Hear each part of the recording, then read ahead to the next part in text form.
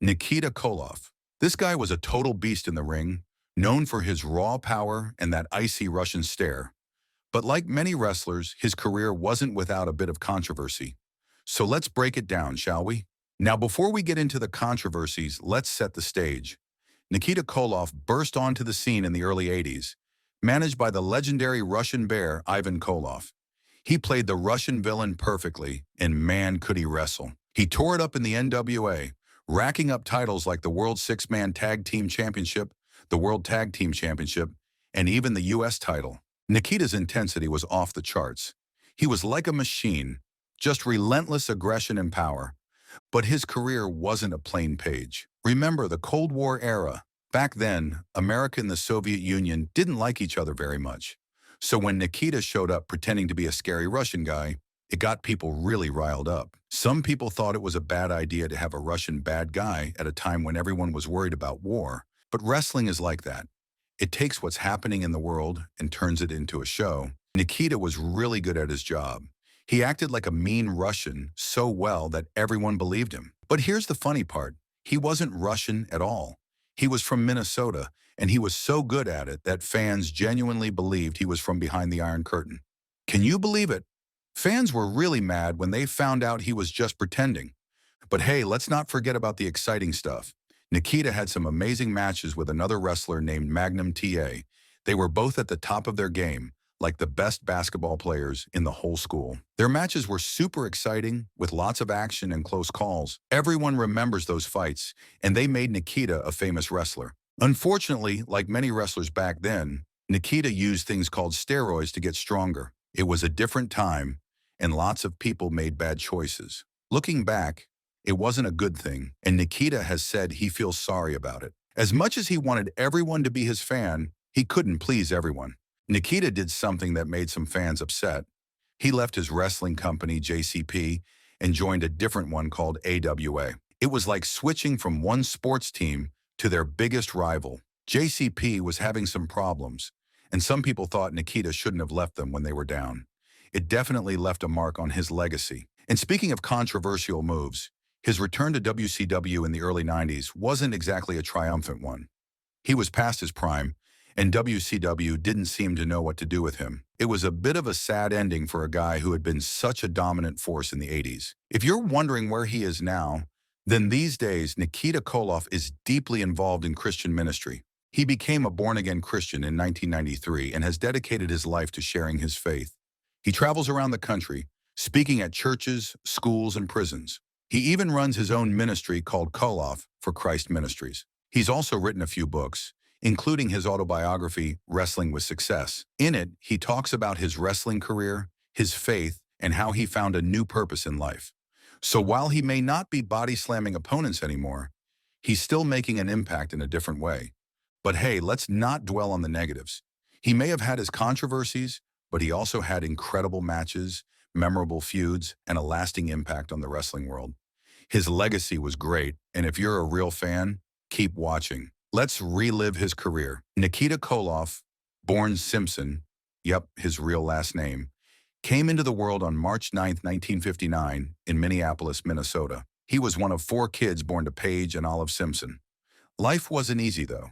When Nikita was just 2 years old, his dad left the family, and his mom stepped up to raise him and his siblings all on her own. When he was 10, the family moved to Robbinsdale, a Minneapolis suburb. Even back then, Nikita was all about physical fitness. By junior high, he was already hitting the weights, setting the stage for the powerhouse we'd come to know later in the wrestling ring. At Robbinsdale High School, Nikita balanced school with his passion for sports. He played football as a defensive lineman and even snagged an all-conference wide receiver title. But here's a cool twist. Robbinsdale High was basically a breeding ground for future wrestling stars. Nikita roamed the same halls as Barry Darsow, Kurt Hennig, Rick Rude, and Tom Zenk, names that would light up the wrestling world in years to come. After graduating in 1977, Nikita headed to Golden Valley Lutheran College to play football.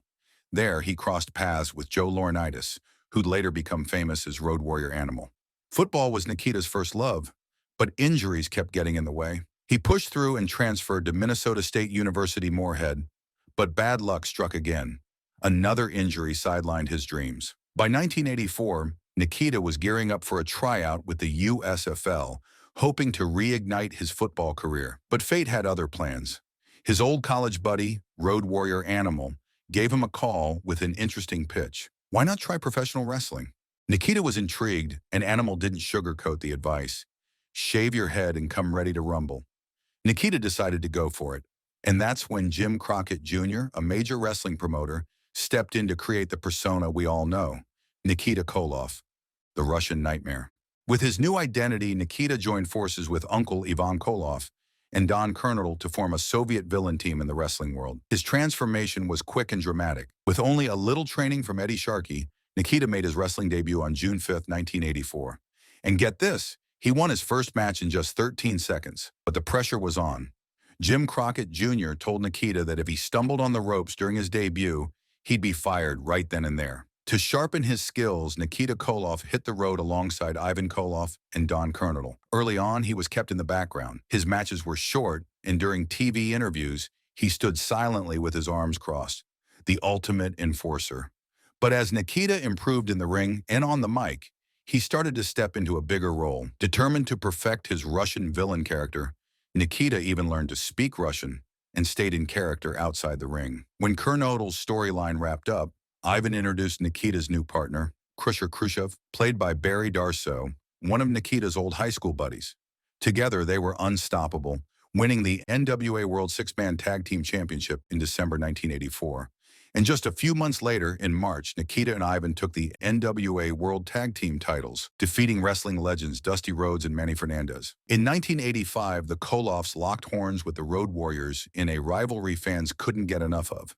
Their brutal matches, often fought in steel cages or under Russian chain match rules, became Nikita's signature. One of these matches was even named Match of the Year runner-up by Pro Wrestling Illustrated. That same year, Nikita's momentum reached new heights. At the Great American Bash, he challenged NWA World Champion Ric Flair. He didn't win, but the match cemented his place as one of wrestling's top stars.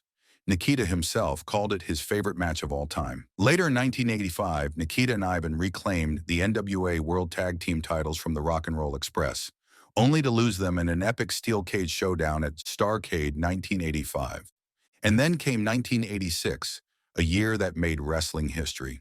Nikita started an unforgettable feud with Magnum TA. It all began when Nikita insulted Magnum's mother during a contract signing. Things escalated quickly, leading to a massive brawl that got Magnum stripped of his United States Heavyweight Championship. This set the stage for a best-of-7 series for the title during the Great American Bash Tour. The matches were electric, full of near finishes, interference, and drama. Fans were hooked all summer long. Finally, on August 17, 1986, Nikita defeated Magnum in the climactic match to claim the championship. It was a defining moment in Nikita's career, and a storyline fans still talk about today. Not long after becoming U.S. champion, Nikita Koloff unified his title with Wahoo McDaniel's NWA National Heavyweight Championship. Things were looking up for the Russian Nightmare, and he was ready for new challenges, like feuding with Ron Garvin and another high-stakes showdown with his rival, Magnum TA. But life had other plans. Magnum TA suffered a devastating car accident that ended his career. This tragedy shook the wrestling world and forced the NWA to rethink their storylines. It also marked a turning point for Nikita Koloff's career. Fast forward to October of that year. The NWA was in Charlotte, North Carolina, hosting a wild cage match. Dusty Rhodes was set to take on Ole Anderson and Jerry J.J. Dillon from the Four Horsemen. Dusty needed backup, someone strong enough to even the odds. The crowd couldn't believe what they saw next. Nikita Koloff, the same Soviet powerhouse who had been a sworn enemy of Dusty and Magnum, stormed into the cage. But this time, instead of fighting against Rhodes, he fought with him. The arena exploded with cheers as Nikita turned his back on his old alliances and helped Dusty fend off the Four Horsemen. Fans were stunned. This wasn't just a shocking plot twist. It was the start of something big, a transformation for Koloff that nobody saw coming. When Koloff explained his decision later, his words struck a chord. He admitted that despite their fierce rivalry, he had come to respect Magnum TA deeply. Magnum's accident made Koloff reevaluate his own path. He wanted to earn the respect of the American people too. Just like that, Nikita Koloff was no longer the menacing villain fans loved to hate. He had become a hero, and the fans embraced him with open arms. That night marked a new chapter for Koloff. He joined forces with Dusty Rhodes, one of wrestling's ultimate good guys, and quickly became one of the most beloved stars in the NWA. With Magnum TA out of the picture, the NWA needed someone to challenge Ric Flair for the NWA World Heavyweight Championship. Enter Nikita Koloff. His newfound popularity and incredible strength made him the perfect choice. Throughout late 1986 and into 1987, Koloff was on a mission to dethrone Flair. Time and time again, he came painfully close. But Ric Flair wasn't known as the dirtiest player in the game for nothing. The Four Horsemen always had Flair's back, interfering just enough to help him escape with the title intact. As 1987 rolled in, Koloff's momentum didn't slow down. He held on to the United States Championship for nearly 11 months, one of the longest reigns in the title's history. His pride in defending the belt made him an even bigger fan favorite, but his journey wasn't without challenges. While battling Ric Flair and the Four Horsemen, Koloff also found himself up against Paul Jones's army, a faction that included his own uncle, Ivan Koloff. The family feud was intense, and things escalated when Koloff faced Dick Murdoch, one of Jones's top enforcers. In March of that year, Murdoch delivered a devastating brainbuster to Koloff on the concrete floor, leaving him with a storyline neck injury.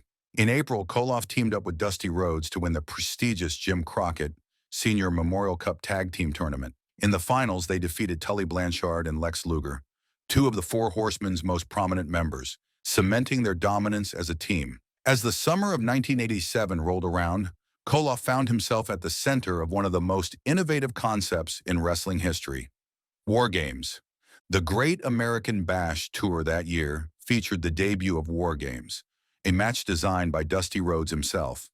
It was chaos personified, with Koloff teaming with Rhodes, the Road Warriors, and Paul Ellering to face the Four Horsemen and J.J. Dillon. Koloff's team emerged victorious in both the opening and closing matches of the tour, but the physical toll was immense. During one of the War Games matches, Flair and Blanchard reignited Koloff's storyline neck injury with a pair of devastating spike pile drivers. This set the stage for Koloff's eventual loss of the U.S. title to Lex Luger in a steel cage match on July 11th. Despite the loss, Koloff rebounded quickly, defeating Tully Blanchard in August to capture the NWA World Television Championship. By late 1987, the NWA was undergoing significant changes. Jim Crockett Promotions had acquired Bill Watts' Universal Wrestling Federation, bringing in a wave of new talent. Koloff was immediately thrust into a high-profile feud with UWF television champion Terry Taylor. This rivalry reached its peak at Starrcade 87 in Chicago, where Koloff defeated Taylor to unify the NWA and UWF TV titles. The victory further solidified Koloff's status as one of the promotion's most reliable stars. As the calendar turned to 1988, Koloff's career began to shift. He lost the TV title to Mike Rotunda of the Varsity Club in January, and his focus began to move away from wrestling. Outside the ring, Koloff's life was taking a challenging turn. His wife, Mandy, was battling Hodgkin's disease, and Koloff took time away from the sport to care for her. Tragically, she passed away in the summer of 1989, leading Koloff to step back from full-time wrestling. Although his appearances became less frequent, Koloff continued to make an impact when he did step into the ring. In 1991, he returned to WCW, reigniting rivalries with Lex Luger and Sting. However, during a match with Big Van Vader in 1992, Koloff sustained a serious neck injury, forcing him to retire from professional wrestling. After his retirement, Koloff's life took a new direction. In 1993, he became a born-again Christian and dedicated himself to ministry work. He also launched his own small wrestling promotion, the Universal Wrestling Alliance, using it as an outreach tool to share his faith. While Koloff largely stayed out of the wrestling spotlight, he occasionally returned for special appearances, including a stint with TNA Wrestling in 2003. Koloff's contributions to wrestling have not gone unrecognized. In 2006, he was honored with the Frank Gotch Award for his positive impact on the sport. And in March 2024, Koloff appeared alongside Magnum TA and other legends to celebrate Sting's retirement match, reminding fans of the incredible legacy he left behind. From his days as the fearsome Russian Nightmare to his transformation into one of wrestling's most beloved heroes, Nikita Koloff's career was a journey of redemption, resilience, and reinvention.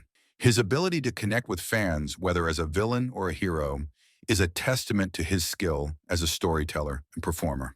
Nikita Koloff's story is one of the most fascinating in wrestling history. It's proof that even the most unexpected characters can become heroes, and that the best stories in wrestling aren't just told in the ring, they're lived. What's your favorite moment from Nikita Koloff's career? Let us know in the comments below. And as always, don't forget to like, share, and subscribe for more incredible wrestling stories. Until next time, keep it real and keep it wrestling.